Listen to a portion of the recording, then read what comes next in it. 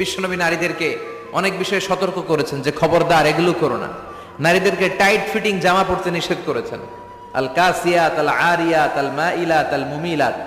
কিছু কিছু বোনেরা এমন টাইট বোরকা পরে তার দেহের সব উঁচু নিচু ভাঁজ টের পাওয়া যায়, পুরুষরা আরো বেশি আকৃষ্ট হয়।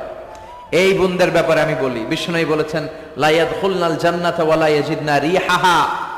তারা জান্নাতে তো ঢুকবেই না, জান্নাতের ঘ্রাণও এদের নাকে লাগবে না। এখান থেকে জান্নাতে পৌঁছতে আরো 500 বছরের রাস্তা, এত দূরে থাকতেই জান্নাতের ঘ্রাণ আপনার নাকে এসে ধাক্কা দিবে।